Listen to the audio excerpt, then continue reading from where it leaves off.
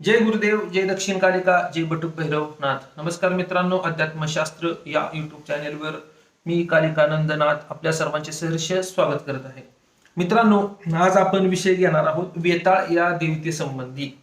वेताळ या देवतेसंबंधी विषय घेण्याचं कारण म्हणजे आता उद्या गुरुपौर्णिमा झाल्याच्या नंतर आखाड साथी गावागावामध्ये चालू होईल. तर ही साथी करत असताना एक वेताळ ह्या देवतेची त्या संबंधी क्षेत्रपाल या देवतेची सुद्धा माहिती सर्वांना असणं अत्यंत आवश्यक आहे. म्हणून या संबंधी व्हिडिओ बनवतो. व्हिडिओ पूर्ण पहा. तर वेताळ म्हणजे काय आणि वेताळाची मूर्ती कशी असते? तर सर्वप्रथम गावामध्ये गावाच्या कडेला नदीच्या काठावरती एखाद्या ओढ्याच्या काठावरती एखाद्या माळावरती आपल्याला उंच अशी एक शिळा दिसते. त्या शिळेला चुना लावलेला असतो आणि वरती थोडासा शेंदूर लावलेला असतो. हे अशा पद्धतीचं वेताळाचं पाषाण असतं आणि त्याच्या आजूबाजूला छोटी छोटी उभी केलेली पाषाण असतात. त्यालाही सुद्धा चुना आणि शेंदूर लावलेला असतो. तर ह्या अशा जी मूर्ती दिसते ह्याला आपण वेताळ म्हणतो. काही ठिकाणी वेताळाच्या कोरीव सुद्धा मूर्त्या महाराष्ट्रामध्ये आढळून येतात. काही ठिकाणी फणसाच्या झाडाच्या लाकडापासून सुद्धा वेताळाची मूर्ती करण्याची परंपरा आहे. पश्चिम महाराष्ट्रामध्ये तसेच इतर विदर्भामध्ये सुद्धा आणि कोकणामध्ये सुद्धा तसेच खानदेश इत्यादी साईडला सुद्धा वेताळ महाराष्ट्रातच नव्हे तर महाराष्ट्राच्या बाहेर सुद्धा वेताळाची अनेक ठिकाणी स्थानं आहेत संपूर्ण भारतामध्ये. वेताळ ही अत्यंत पौराणिक देवता आहे. तसं बघायला गेलं तर तुम्ही शास्त्र ग्रंथामध्ये जर ब्रह्मदेवाने रचलेलं जे देवीचं कवच आहे नाही का, चंडिका कवच आपण त्याला म्हणतो, त्या चंडिका कवचामध्ये सुद्धा उल्लेख आहे की ब्रह्मराक्षस वेताला कुष्मांडा नाही का, ब्रह्मराक्षस वेताला हा कुष्मांडा भैरवादय नश्यंती दर्शनात तसे कवचरी संसदे. तिथे वेताळाचा उल्लेख त्या ठिकाणी सुद्धा आहे. यावरून आपल्याला समजत असेल की वेताळ ही किती पुरातन शक्ती एंटिटी आहे. त्यासोबतच रामायण जर तुम्ही बघितलं तर रामायणामध्ये सुद्धा बऱ्याच ठिकाणी वेताळांचा उल्लेख आहे. ज्या ठिकाणी बजरंग बलीने किंवा प्रभू रामचंद्रांनी राक्षसांचा वध केलेला आहे त्या ठिकाणी रामायणामध्ये असे उल्लेख आहेत की त्या ठिकाणी वेताळ त्याच्या गणांना घेऊन येऊन त्यांच्या मांसापासून आणि त्यांच्या रक्तापासून तृप्त होत असं उल्लेख रामायणामध्ये मी स्वतः वाचलेले. भावार्थ रामायण या ग्रंथामध्ये संत एकनाथांनी लिहिलेल्या ग्रंथामध्ये मी वाचलेले. त्याच्यावरून आपल्याला हे पण समजतं की वेताळ रामायणाच्या काळामध्ये सुद्धा उपस्थित होता. वस्तुतः वेताळाचा जन्म कसा झाला या संबंधी अनेकांचं दुमत आहे. त्याच्यामध्ये एक वाक्यता असं कुठं आढळून आलेली नाही आतापर्यंत मला तरी. जर कुणाला आले असेल तर त्यांनी कमेंट बॉक्समध्ये सांगू शकता. आमच्या ज्ञानामध्ये वृद्धी होईल. परंतु मी भरपूर शोध घेण्याचा प्रयत्न केला, परंतु वेताळाची उत्पत्ती नेमकी कशापासून झाली हे आतापर्यंत काही कन्फर्म आपल्याला समजलेलं नाही. परंतु उत्पत्ती कशी झाली हे जरी समजलेलं नसलं तरी वेताळाची उपस्थिती आहे हे मात्र निश्चितपणे आहे. वस्तुतः मला स्वतःला सुद्धा वेताळाची एकदा अनुभूती प्रचंड रूपात आली होती आणि मला स्वतःला त्याचा एक्सपिरियन्स एकदा आला होता वेताळ ह्या शक्तीचा. तर वेताळ हे असतो आणि जो कोणी महाविद्येची साधना करत असेल, भैरवनाथाची साधना करत असेल, भगवान शिवशंकराची साधना करत असेल त्याला आज न उद्या भविष्यात कधी एकदा का व्हायना वेताळाची अनुभूती येते आणि वेताळाच्या शक्तीशी त्याची आमना सामना गाठभेट 100% पडत असते. तर असं हे वेताळ आहे. तर आपल्या गावामध्ये जी आपली ग्रामदेवी आहे त्या ग्रामदेवीचा ज्या वेळेला आपण मानपान करत असतो त्या संबंधी वेताळाचा सुद्धा मानपान करणं अत्यंत गरजेचं आहे. वेताळ हा भूत प्रेत पिशाचांचा अधिपती मानला जातो. भगवान शिवशंकरांनी भूतांचा राजा, भूतांचं अधिपत्य वेताळाला दिलेलं आहे असं मानलं जातं. संत नरहरी सोनारांच्या सुद्धा अभंगामध्ये वेताळाचे उल्लेख आहेत नाही का. त्याच्या नरहरी सोनारांचा जो अभंग आहे, भाळी भस्मरुंड माळा हाती त्रिचूळ नेत्रीची वाळा गजचर्म व्याघ्रांबर कंठी शोभे वासुकी हार भूते वेताळ नासती हर्षयुक्त उमापती. ह्याच्यामध्ये सुद्धा आढळून येते की भगवान शिवशंकरांच्या मंदिराच्या आसपास वेताळाचं स्थान असतं. बऱ्याच वेळेला धार्मिक मोठ्या मोठ्या कार्यांमध्ये वेताळाला आपण मान सन्मान देत असतो. उदाहरणार्थ एखाद्या शक्तीची साधना करत असताना ज्या वेळेला आपण काही देवी देवतांना अर्घ्य देत असतो, उदाहरणार्थ ह्या कालीची उपासना करत असताना किंवा ताराची उपासना करत असताना किंवा त्रिपुर सुंदरी इत्यादी देवी देवतांची उपासना करत असताना काही देवी देवतांना, काही मुनींना, काही ऋषींना नाही का आपण अर्घ्य देत असतो. त्यासोबतच ह्या भूतप्रेत पिशाचांना सुद्धा एक शेवटच्या स्टेपला अर्घ्य देणं अत्यंत आवश्यक असतं. तर आपण त्यांना अर्घ्य देऊन संतुष्ट करत असतो की जेणेकरून हे आपल्या साधनेमध्ये विघ्न उपस्थित करणार नाही. ह्यांच्या हातामध्ये तेवढी ताकद असते, लक्षात घ्या. तुमच्यामध्ये तुमच्या साधनेमध्ये विघ्न उपस्थित हे करू शकतात. म्हणून ह्याचे भरपूर ह्या एंटिटीचं अस्तित्व आहे आणि ह्यांना त्यांचा मान सन्मान द्यावा लागतो. असुरा भूत राक्षस हा असुरा भूत वेताला हा कुष्मांडा भूत राक्षस हा ते सर्व तृप्ती मायंतो माया दत्तेन वारेना असं बोलून आपण ह्यांना अर्घ्य देत असतो. ह्याच्या अगोदर स्वतः भरपूर देवतांना अर्घ्य द्यावं लागतं, पण शेवटी ह्यांना द्यावं लागतं. ह्याच्यामध्ये काय सांगितले विशेष की ते सर्व तृप्ती मायंतो माया दत्तेन वारेना, म्हणजे तुम्ही ह्यांना तृप्त करा, नाही का, हे आवश्यक आहे. त्यासोबतच आता हे झालं यज्ञ अनुष्ठान करत असताना आपण बघतोच. यज्ञ अनुष्ठान करत असताना पाप राक्षस विदार सोबत क्षेत्रपाल, नाही का, ह्यांना आपण पुतना ह्यांना आपण ही काढत असतो, नाही का, सरक्के विदार पाप राक्षस क्षेत्रपाल ह्यांना आपण जेव्हा बलिभोग काढत असतो त्यासोबतच वेताळाला सुद्धा आपण बलिभोग त्या टायमिंगला देत असतो. या अशी एक मजेशीर कथा एकदा झाली होती मित्रांनो. शिवाजी महाराजांचा राज्याभिषेक होत असताना शिवाजी महाराजांचा सुरुवातीला राज्याभिषेक हा वैदिक परंपरेतनं झाला होता. परंतु वैदिक परंपरेतनं राज्याभिषेक होत असताना शिवाजी महाराज ती जी हितली होते काशीची गागा भट्ट त्यांनी वैदिक परंपरेतनं केला होता. परंतु त्यावेळेला त्यांनी काही देवदेवतांना विसर झाला त्यांना, की उदाहरणार्थ मारुतीला त्यांनी मानपान दिला नव्हता. परशुरामाला सुद्धा मानपान त्या टायमिंगला दिला नव्हता. त्याच्यासोबत गडाची जी देवी आहे त्यांची त्या रायगडाची देवी तिला मानपान दिला नव्हता आणि वेताळाला मानपान दिला नव्हता. भूतप्रेत पिशाचांना बळी वगैरे दिले नव्हते. त्याच्यामुळं त्यांची पण अपेक्षा होती ही ज्या एंटिटी जी आहेत, नाही का, की ह्या ज्या देवी देवता असतील, वेताळ असतील, ही असतील, त्यांची पण अपेक्षा होती की कितीतरी वर्षातनं हिंदूंचं एक साम्राज्य तयार होतं. हिंदू राजा हा सिंहासनावर बसतोय, त्याचा राज्याभिषेक होतोय आणि ह्या एवढ्या मोठ्या महोत्सवामध्ये आमचा विसर झाला, आम्हाला आमचा मानपान मिळाला नाही, आम्हाला राजा विसरला असं त्यांना वाटल्यामुळं ते निश्चलकवी गोसावींनी शिवाजी महाराजांना सांगितलं होतं की असं इतिहासात ह्याच्यात दाखले की ही असं झालेलं आहे, ह्या देवी देवतांना मानपान मिळालेलं नाही आणि ह्याचा तुम्हाला त्रास होईल आणि ते असे अपशकून घडतील काही. तर तसे अपशकून काढल्यामुळं शिवाजी महाराजांनी पुन्हा तंत्रोक्तरित्या राज्याभिषेक करून घेतला निश्चलपुरी गोसावींकडून आणि ही वेताळ, मारुती, गडाची देवी आणि रायगड असेल, परशुराम इत्यादी काही देवी देवता चुकल्या होत्या, त्यांना त्यांनी मानपान देऊन पुन्हा राज्याभिषेक केला होता. याच्यावरून आपल्याला हे समजतं की ह्यांना विसरल्यानंतर हे तुम्हाला त्याचा अनुभूती दाखवू शकतात. तर मित्रांनो, ह्यांना वेताळची जी एंटिटी आहे ही भूत प्रेत पिशाच निगेटिव्हिटीचा प्रसार करणारी शक्ती नाहीये. ती म्हणजे प्रसार करू शकत नाही असं नाही, पण त्याच्या आधिपत्य ठेवणारी शक्ती आहे, ती कंट्रोलमध्ये ठेवणारी शक्ती. कंट्रोल भूत प्रेत पिशाच ह्यांना कंट्रोलमध्ये ठेवत असते. म्हणजे एक सांगता असतो विषय एखादा हितनं पुढचा विषय जरा टेक्निकली थोडं समजून घ्या, कशी एकाग्रतेने ऐका.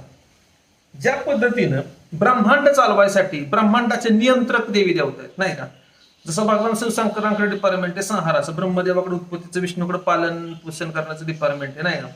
आणि ह्या सगळ्यांवर कंट्रोल कोणी ठेवलाय? जगदंबीने ठेवलेलं आहे. ही सगळी देवीने अधीन ठेवलेली, ब्रह्मा विष्णू महेश, आणि ह्यांना ही कामं दिलेली, ही तुम्ही कामं करा, नाही का.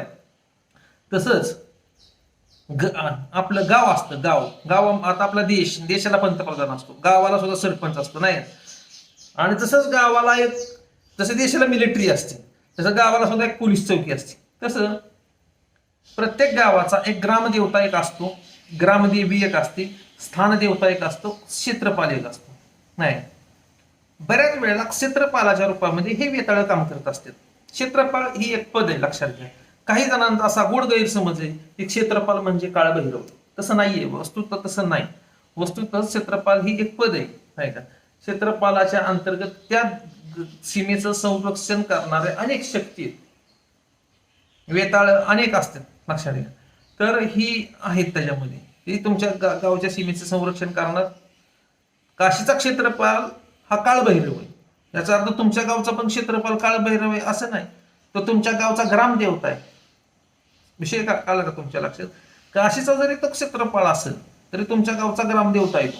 मग तुमच्या गावचा ग्रामदेवता हा काळभैरव आहे आणि काळभैरवाच्या आधिपत्याखाली, शिवशंकराच्या आधिपत्याखाली वेताळ राहत असल्या कारणास्तव तुमच्या गावाच्या आजूबाजूला ते वेताळांना स्थान देऊन ती जबाबदारी त्यांनी दिलेली असते की ह्या सीमेचं संरक्षण करा. हे असं आहे. बरं, ती वेताळ दिसतात का? वेताळ दिसतो का? वेताळ दिसू सुद्धा शकतो. कधी दिसू शकतो? जर तुमच्या शरीराची फ्रिक्वेन्सी, प्राणकंपन त्या प्राणकंपनाशी जर मॅच झाली तर तुम्हाला ते दिसू शकतो. अशी समाजामध्ये अनेक लोक असतात, अनेक अशी बाधित व्यक्ती आपण बघत असतो की त्या व्यक्तीला फक्त ती एंटिटी एक प्रकारची दिसते, बाकीच्यांना दिसत नाही. असं का होतं? पण ती व्यक्ती खोटं बोलते का, किंवा ती का नाटक करते का? तर तसं नसतं. कारण की विषय कसा आहे, ह्याला राजयोगाचा आधार आहे. लक्षात घ्या. जर स्वामी विवेकानंदांनी राजयोग जर तुम्ही वाचला तर त्याच्यामध्ये राजयोगामध्ये सुद्धा स्वामी विवेकानंदांनी सांगितलंय की प्राणकंपनाची जर तुम्ही फ्रिक्वेन्सी कमी जास्त केली तर त्या पद्धतीची एंटिटी तुम्हाला दिसायला चालू होतात. त्यासाठी प्राणायामाचा अभ्यास असण्याची गरज आहे. मग प्राणायामाचा अभ्यास असल्यानंतरच ही शक्य आहे का? असं पण काय नाही. अनायासे सुद्धा एखाद्याची प्राणकंपन त्या लेवलला जाऊ शकतात. कारण की प्राणकंपन कमी जास्त होण्याचे अनेक प्रकार आहेत, कमी जास्त करण्याचे अनेक प्रकार आहेत. संगीताच्या माध्यमातून सुद्धा प्राणावरती विजय मिळवता येतो. एकाग्रता इम्पॉर्टंट आहे त्याच्यामध्ये. उदाहरणार्थ तुम्ही आता ढोल ताशे नगारे वगैरे वाजले की बघा, काही जणांच्या अंगामध्ये मुंग्या वगैरे चालवतात, प्राणकंपन, स्पंदन चालवतात. हे काय आहे? कारण की ती कॉन्सन्ट्रेट त्यात नाद अशी एकत्र झाली, मग त्यांच्या अंगामध्ये कंपन त्या राहतात, संचार चालू होतो, भावावेश त्यांना चालू होतो. हे काय आहे? हे एक राजयोगाचंच एक रूप आहे. पण फक्त गूढ रूप असल्या कारणास्तव आपल्याला ते समजत नसतं. आपण त्याला हे वेगळं हे घेणे घेत असतो. पण ते असतं नाही का? हे प्राणशक्तीचाच आविष्कार असतो. आज ना उद्या विज्ञान ह्या गोष्टीला मानल असं मला वाटतंय. आज नाही मानलं तर उद्या मानल, उद्या नाही मानलं तर परवा मानल. कारण की कुणी जर 500 वर्षापूर्वी जर विचार केला असता की एका यंत्राच्या माध्यमातून दुसऱ्या 500 किलोमीटर लांबच्या माणसाबरोबर बोलता येऊ शकतं, त्या टायमिंगला लोकांनी ह्याला सत्य मानलं नसतं, नाही का? परंतु आज मोबाईलच्या माध्यमातून हे शक्य आहे. प्राणशक्ती ही आहे. आणि आतापर्यंत जेवढे शोध लागलेले नाही का, ते सर्व वेदांत फिलॉसॉफीचे एक सूक्ष्म झंकार आहेत. लक्षात घ्या. तर विमान आता शोध जरी लागला असला तरी विमान हे उल्लेख, कल्पना तर रामायणात होती, त्या काळी होतं, त्याचे उल्लेख आहेत नाही. नंतर मग स्थूल विमानाचा शोध लागला. दूरदर्शन, रामायण महाभारतामध्ये उल्लेख आहे. संजय लांबनं बघत होता दूरदर्शन सिद्धीच्या द्वारावर, नाही का? तसं दूरश्रवण सिद्धीचा सुद्धा पुराणामध्ये उल्लेख. खोटं वाटत असेल तर तुम्ही महाभारत रामायण उघडा, त्याच्यामध्ये भागवताचा 11वा जो स्कंद आहे त्याच्यामध्ये टीका जी एकनाथ महाराजांनी केलेली त्याच्यामध्ये दूरश्रवण सिद्धीचा उल्लेख आहे. दूरश्रवण त्यालाच आता मोबाईल म्हणतो. तसं हे ज्या गोष्टी ह्या सगळ्या आहेत शास्त्रामध्ये, पण त्याच्या अजून अनुसंधान होणं बाकी. आता शास्त्रज्ञांचं काम आहे ते कशा पद्धतीने अनुसंधान करतात. आपला तो विषय नाही. आपला आध्यात्मिक विषय, ध्यान कसं करा, साधना, भजन, तप या माध्यमातून आपण मार्गदर्शन करू. तर मित्रांनो, मला सांगायचं होतं की वेताळ हा दिसू सुद्धा शकतो आणि अनेक जणांना दिसलाय सुद्धा. असे समाजामध्ये अनेक लोक आहेत, खरं बोलतात खोटं बोलतात ती त्यांनाच माहिती. परंतु सांगतात की वेताळाची पालखी निघते, छबिना आम्ही बघितलाय, अशी काही सांगतात. आणि काही त्यातली अशी आहेत की त्यांच्या शब्दावर विश्वास ठेवावा लागतो, कारण की ती खोटं बोलणारी माणसं नाहीत, चांगली अशी नाही का, माळकरी लोक, कीर्तनकार आहेत काय नाही का, चांगली बाबा, त्यांच्याकडे आयुष्य गेले त्यांचं हरिभक्तीमध्ये नाही का, वृद्ध आहेत. आणि त्यांच्याकडे बघून असं वाटणार नाही की ही खोटं बोलतात आणि ते खोटं बोलतच नाही. अशी जर व्यक्ती सांगत असेल की आम्ही बघितली ही गोष्ट, तर मग आपल्याला आपण विश्वास ठेवतो, कुठंतरी विश्वास ठेवतो अशा माणसावर. व्यक्ती कुठली व्यक्ती सांगते ह्याच्यावरती सुद्धा बऱ्याच गोष्टी अवलंबून असतात. ही वेताळाची पालखी निघती, छबिना निघतो वेताळाचा, आणि ती ठराविक माणसांना दिसू शकते, सगळ्यांना नाही, एखाद्या व्यक्तीला दिसू शकतं नाही का. जर त्याच्याकडे ती देवतेने दिलेली दृष्टी असेल किंवा त्याची फ्रिक्वेन्सी तशी जागी झाली तर त्याला ते दिसू शकतं. वेताळ प्रत्येक वेळेला हानीच करत नाही. अत्यंत शांत दैवत आहे ती, शांत दैवत आहे. असं नाही की विनाकारण ते कुणाच्या वाटत जातं, परंतु त्याच्या वाटत गेलं तर ती सुट्टी सुद्धा देत नाही. कारण की शक्ती प्रचंड आहे त्याची, मोठी शक्ती आहे तिची. ती उलटा पालट तर करू शकते एखाद्याच्या लाईफमध्ये निश्चितपणे नाही. वेताळ हा शाकाहारी का मांसाहारी? तर शास्त्र ग्रंथानुसार तर वेताळ हा तामसिक शक्ती आहे ती नाही ना. तर त्या तामसिक शक्ती असल्या कारणास्तव आणि रामायणातले उल्लेख इत्यादी पाहिले असल्या कारणास्तव वेताळाला बलिविधान तर आहे, म्हणजे त्याच्यामध्ये संतुष्ट ते होतं, अशा पद्धतीचं आहे. तर मला सांगायचं हे आता गावागावामध्ये आखाडा साथी चालू होतील. तुमच्या ग्रामदेवी देवतांना आपल्या महाराष्ट्रामध्ये परंपरा आहे, निवद नारळ नाही का, कोंबडं बकरं करण्याची पद्धत असते. तर कोंबडं बकरं तुम्ही आवश्यक करा बरं का, परंतु वेताळाला सुद्धा त्या कालखंडामध्ये तुम्ही अवश्य मलिदा द्या. मलिदा, तुपाचा चपातीचा मलिदा गुळमध्ये टाकून वेताळाला मलिदा द्या. पांढरा झेंडा एक त्याला अर्पण करा. त्याला सिंदूर वगैरे, दिवा धूप दीप गंध अक्षत हे सगळं तिथं त्याचं पूजन वगैरे करा. तुमच्या गावचा हे वर्षात एकदा पूजन दिलं तरी ते संतुष्ट आहे. असं नाही की तुम्ही त्याला इष्टदेवताच बनवा, असं नाही, चुकीचा अर्थ घेताल काहीतरी. इष्टदेवता ही फक्त सूर्य, गणपती, विष्णूचे अवतार, देवीचे अवतार, शिवाचे अवतार हेच असतील. पंचब्रह्म, त्याला पंचब्रह्म म्हणले. त्या पंचब्रह्मा व्यतिरिक्त इतर इष्टदेवता असता कामा नये, अन्यथा मला मोक्ष प्राप्त होणार नाही. अलग लक्षात. ह्या देवता वेताळ, कुष्मांड, राक्षस ह्यांचं सुद्धा पूजन केलं जातं अल्प प्रमाणात. असं नाही की पूजन केलं जात नाही, थोड्या प्रमाणात त्यांना नाम मात्र त्यांचं पूजन होतं. योगिन्यांचं सुद्धा पूजन होतं देवीच्या उपासनेमध्ये, साधनेमध्ये त्यांचं तर्पण केलं जातं. पण मुख्य देवता सोडून ह्यांना मुख्य देवता बनवलं जात नाही, हे सगळ्यात महत्वाची गोष्ट. त्यांचं पूजन, वेताळाचं वगैरे पूजन हे दिलं पाहिजे, वर्षात दिलं पाहिजे. त्यांना मान सन्मान मिळालाच पाहिजे आणि दिलाच पाहिजे. हे या व्हिडिओच्या माध्यमातून मी सांगू इच्छितो. आता सत्यपूजन दिल्याचा परिणाम काय होतो? वेताळाचं पूजन दिल्याच्या नंतर, ग्रामदेवी देवतांचं यथोचित तुम्ही पूजन अर्चन केल्यानंतर तुमच्या विरुद्ध बाहेरच्या गावातून कोण जर अभिचारिक प्रयोग करत असेल तर ती शक्ती तुमच्या संरक्षणार्थ उभी राहते. उदाहरणार्थ तुम्ही सोलापूरमध्ये आहे नाही का, किंवा मुंबईमध्ये, आणि मी एखादा व्यक्ती बारामतीत आहे, किंवा बारामतीत म्हटल्यावर तुम्ही माझंच नाव घेतात, माझा विषय सोडून द्या, पुण्यातला आपण नाव, पुण्यात एखादा व्यक्ती कार्यक्रम तिथनं काही चालू केलाय, सटकर्माचे प्रयोग चालू केले, तर सटकर्मातनं जे काही ते कृत्या पाठवल, किंवा एखादी एनटीटी पाठवल, किंवा एखादं शक्ती पाठवल, पिशाच पाठवल, काही पाठवल नाही त्याच्यापेक्षा असलेली एखादी एनटीटी, तर त्या शक्तीला विरोध पहिल्यांदा तुमच्या गावची सीमेवर बाउंड्री वाचणारी क्षेत्रपाल देवता, क्षेत्रपाल म्हणा तुम्ही, वेताळ म्हणा, मसोबा म्हणा, काही बी म्हणा, गावचा राखणदार पहिल्यांदा करत असतो. जर तुम्ही त्याला मानपान दिला नसेल, पूजन अर्चन केलं नसेल, तर ते मध्ये पडणार नाही. ती म्हणा जाऊ द्या गाडी पुढे, जाऊ द्या गाडी तिकडे, नाही आम्हाला कधी बघत नाही, काय नाही, आम्हाला कर देत नाही. कर बोललं जातं त्याला, कर. टॅक्स म्हणजे तुम्हाला फक्त निवद नारळ त्याचं काय असेल तुम्ही दिलं नाही तर ते डायरेक्टली तुमच्यापर्यंत ते येऊ शकतो. म्हणून लोकाचार पाळणं आवश्यक आहे, हे मला या व्हिडिओच्या माध्यमातून सांगायचं. तुम्ही कितीही मोठे साधक बना, संत बना, काही बना, पण लोकाचाराचं उल्लंघन नाही झालं पाहिजे तुमच्याकडून. गावचे देवी देवता, तुमचे जुने देवी देवता, क्षेत्रपाल, स्थान देवी देवता इत्यादींचं पूजन आवश्यक आहे.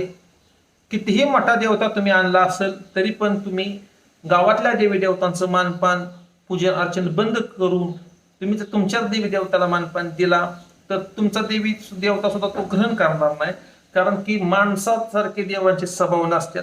देवी देवता एकमेकांचा आदर ठेवतात, सन्मान ठेवतात, एकमेकांचा अनादर करत नाही.